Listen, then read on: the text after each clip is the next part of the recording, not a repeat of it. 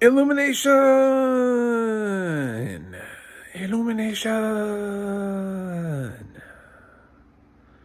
Aren't they owned? They are. They're owned by Universal, which is Peacock. So why is Sing 2 on Netflix? I haven't seen Sing 2 go to Peacock, but it's on Netflix right now. I don't really care because I got to review it. Yeah, I didn't.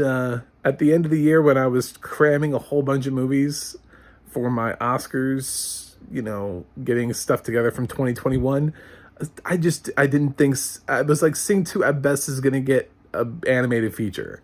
Like, it's not going to get anything else. So why would I go out of my way to cram Sing 2 in when there's so many other films that I'm trying to cram before the nominations? So I didn't bother. And now it's on Netflix, and I got to watch it, and I'm glad I didn't bother cramming it. I'm especially glad I didn't pay for it. I paid for it with my Netflix subscription, but I'm glad I didn't pay for it because, let me tell you. All right, so first of all, I'm a blind film critic.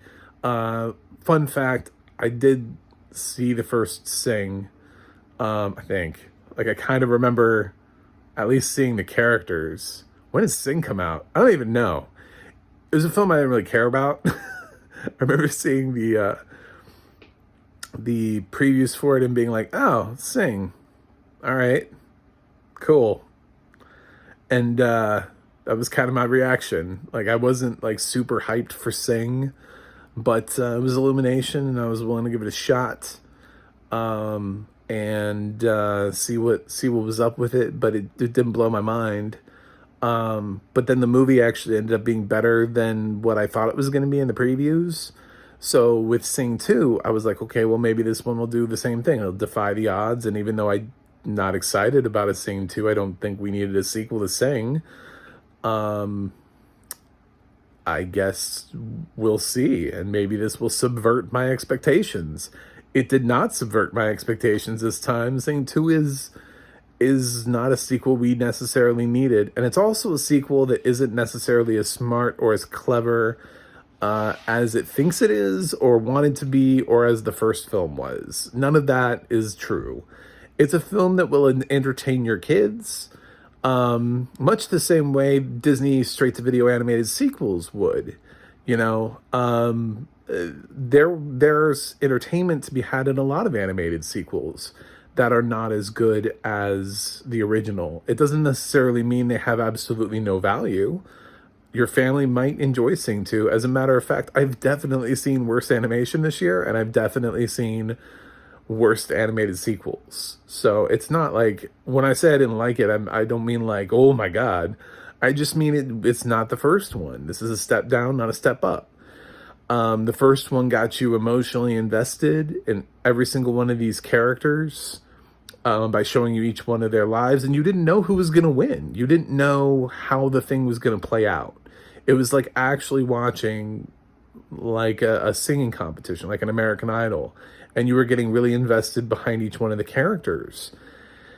And you got all this backstory, and everybody got the spotlight. And in this one, this time around, all of the characters kind of get lumped together in like a glob of characters from the first film, except Matthew McConaughey's Moon, Buster Moon, has clearly far more to do in this film than the rest of the cast, because his job is either running around and assembling all of his original players, or he's thinking up a new show, or he's trying to get people involved, or he's talking to some bosses, or Buster is by far the lead of this.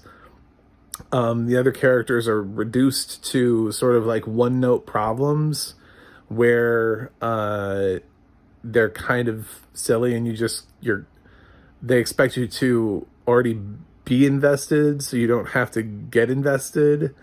If you didn't see the first Sing and you were just jumping into Sing 2, you would probably hate this film, because you wouldn't understand, you wouldn't like any of these characters, you wouldn't know why they came from. The elephant, the one that Tori Kelly voices, like, her whole thing is just she's shy, and like the big drama around here is that she has to kiss somebody on stage during this production, and that's it.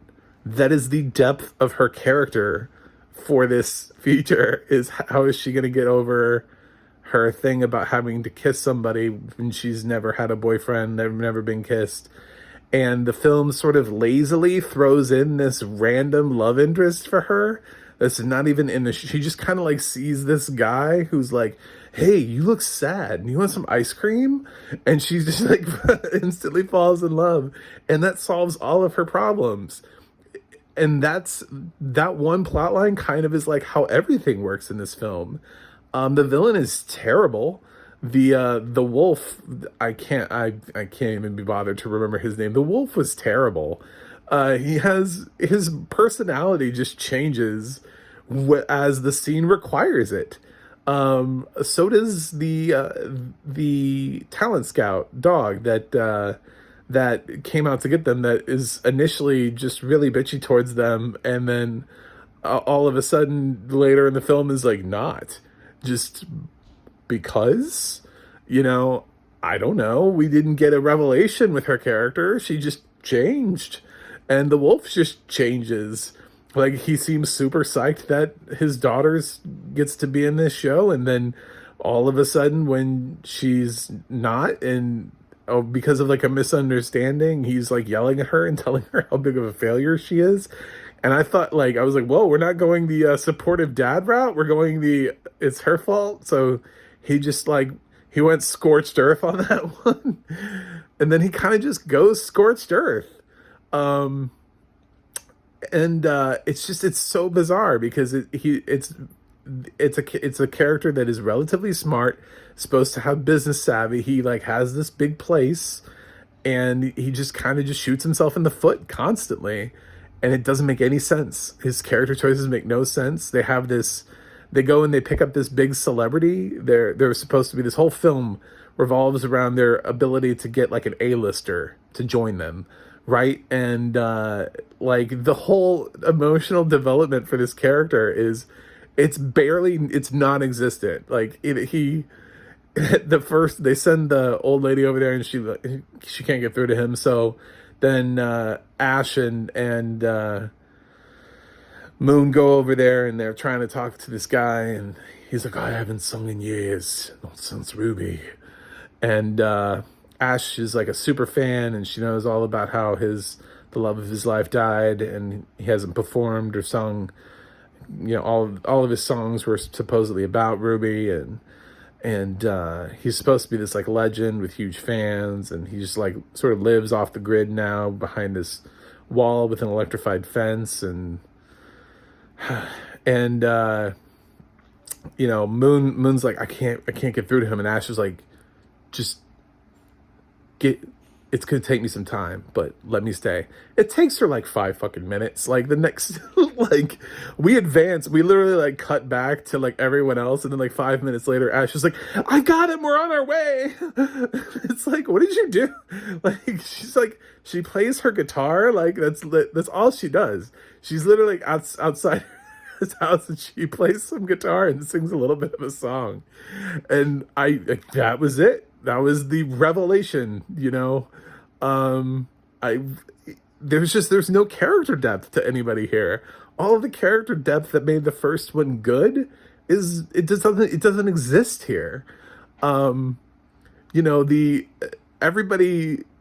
reaches a moment of truth. Even the daughter, who ends up like, she's a brat and she like leaves the show because Moon's trying to switch her part to get her in a lower part because she can't act. She just like comes back, and she's like, I'm here, I thought about what you said, and I'm here. And it's like, where was your moment of realization? Like, where was your character arc? These character arcs they're just so bizarre. This was a very weird film. It felt like a non-film. The film starts off really fast too. It doesn't even really develop. Most of this is just performances. It's just a reason to cram in tons of pop songs. It feels like somebody was like, hey, Trolls was really popular, and all they did was just music. And people were like, yes, that's all we want is cartoons and music. So that's all they gave you for Sing 2 was cartoons and music. They forgot that what made Sing 1 work was that the characters actually had background and plot development and story arcs and character arcs, and you got invested. And if you had asked people in the audience, if you had stopped the movie before the end and asked people, everybody would have had different thoughts about who should win. And that's what made that film great. This film has none of that. This film is just a cash grab. It's just there to capitalize on the fact that you like the first film, so you must like seeing these characters again in any situation, no matter what the situation is. And that's not always true. Just because you had characters that worked the first time around doesn't mean they'll work in every sequel. That's why some sequels bomb. I know this did well financially, which, God, probably means we're going to get a Sing 3. I don't know what it's going to be about. I'm sure it's going to be on a fucking cruise ship like Hotel Transylvania. But, yeah, this is just kind of a waste. Sing 1 was fine. I'm not going to tell you it's not. Go watch Sing 1. Please go watch Sing 1. It subverted my expectations and delivered a great film. This is not that. It doesn't care. It doesn't care about you. It doesn't care about its characters. It doesn't care about the story. It wants to sell merchandise. It wants to sell cute, fluffy characters. That's what it wants to do. And tickets and butts and seats. It wants you to have liked the first film enough that you'll forgive the second film. And that's it. So, the audio description for this was fine. It was nice. So there's a plus side. I don't know that we got a ton of character descriptions in terms beyond like the animal that they are. Some of them we got some costumes and stuff, but we just kind of get told who people are and like what they are. But I don't know. This isn't a very smart movie anyway, so I don't really care that the audio description wasn't that smart. I don't know that it would have elevated the film to know that it was pretty. You know what I'm saying? Like, ooh, but it was pretty. It's like, well, I'm blind and I can't see, so I don't really care that it was pretty. I needed to know more about, I needed to know the character development stuff and the plot structure, and that was what was lacking. And the audio description did all that fine. I was able to follow this film to a T. So it gave me what I needed, and the film still came up lacking. It just explaining the film in more visual detail and making it feel like it was more of a spectacle, a visual spectacle, wouldn't have done anything to improve this movie. You can't just make pretty shiny things that don't have any meaning or plot and just try to pass them off on people as being good. We have too many decent animated films right now to be able to do that. So, with that in mind, I think kids will like it because kids generally like everything. This film is full of music, and as history has shown me, the Trolls franchise, it has never needed a plot that makes any sense, and it just contains tons of music. So this one's got a bunch of musicians in it that your kids will like, and songs that they've heard and songs you've heard. And hey, you know what? I'm sure it'll be a great time for families, and there are worse ways to spend it with your kids. But I don't know that everybody's going to like this. And for adults that sometimes drift into animation by themselves, I think this is going to be a miss. And if you like the first one and you think that'll make you like the second one, that's the wrong reason to go into this movie. So with all of that in mind, I'm going to give Sing 2 a C. That's my grade for this movie. Let me know what you think in the comments. Please like and subscribe. And don't forget to go to my website, macthemovieguy.com, for more reviews. You can check out the audio description project to see what has audio description and where it's located, where you can watch it. And you can go to theadna.org and check out who these narrators are and see a list of their credits. And with that in mind, I will be back with another review when I'm back with another review, which hopefully will be before they make a Sing 3, which is coming, I promise you. There will be a third Sing film. This Sing 2 did fine at the box office. My review is going to do nothing to stop it. There will be a Sing 3. Y'all can calm down. If you're a fan of this movie and you're like, oh, you didn't like it? Oh my God. Don't worry. They're going to make a Sing 3. It did fine. It's okay. This franchise, unfortunately, will survive. But hey, you know what? I like Cars 3 more than Cars 2. So maybe they'll turn it around. Maybe they'll hear what's being said and they'll turn it around. I don't know.